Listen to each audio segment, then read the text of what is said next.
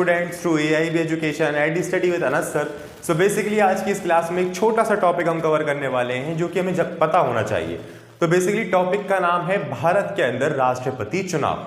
तो इसके बारे में बहुत कम ही बच्चे जानते हैं कि क्या प्रक्रिया होती है, क्या योग्यताएं होती हैं। सो बेसिकली आज की इस क्लास के अंदर हम समझेंगे कि भारत के राष्ट्रपति चुनाव के लिए क्या योग्यताएं हैं और उसके बाद की प्रक्रिया क्या है। तो देखिए, भारत के अंदर राष्ट्रपति चुनाव करवाना एक बहुत ही जटिल प्रक्रिया है। इसकी योग्यताएं किस प्रकार है कि वह भारत का नागरिक होना चाहिए, ये तो बहुत कॉमन है। 35 वर्ष की आयु हो कम से कम और लोकसभा के सदस्य के अंदर वो हो, इस तरीके से तो योग्यताएं निकल जाती हैं। प्रक्रिया क्या है? देखो, प्रक्रिया ये है कि राष्ट्रपति चुनाव की प्रक्रिया निर्वाचन आयोग द्वारा आयोजित, यानी कि जितनी भी प्रक्रिया होती है वो निर्वाचन आयोग द्वारा आयोजित की जाती है। अब निर्वाचन आयोग क्या है? निर्वाचन आयोग एक संस्था है जो कि चुनाव की प्रक्रियाओं पर निगरानी रखने का या कोई भी रेक्टिफिकेशन करने का इसके पास ताकत होती है। बेसिकली देख रेख रखने का काम समझ लीजिए आप निर्वाचन आयोग का। तो निर्वाचन आयोग के द्वारा ये आयोजित किया जाता है। देन आफ्टर नामांकन जो राष्ट्रपति चुनाव के लिए खड़े हो रहे होते हैं उन्हें उनके नामांकन को रजिस्टर्ड करवाना पड़ता है, दर्ज करवाना पड़ता है, ये समझ लीजिए।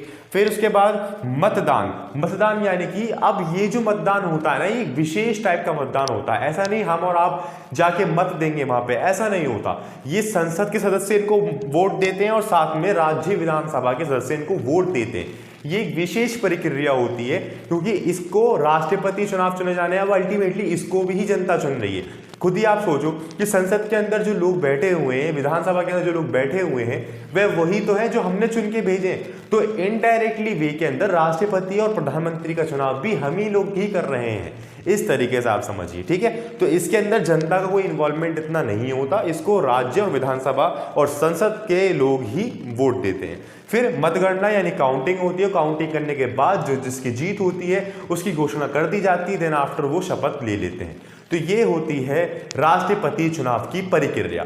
अब देखो, हमने लास्ट टाइम अभी नई हमने 12th क्लास पढ़ी है अभी फाइनली में, तो इसके अंदर हमने देखा था कि बेसिकली क्या होता है कि राष्ट्रपति जब प्रधानमंत्री को इनडायरेक्टली वे में चुनते हैं, यानी कि राष्ट्रपति सीधे तरीके से नहीं कह सकते कि आप ही प्रधानमंत्री बन जाइए। जब बहुत सारी पार्टीज के पास बहुमत आती है तो राष्ट्रपति खुद चुनते हैं कि आप अपना बहुमत सिद्ध कर दीजिए और अपनी सरकार बना लो।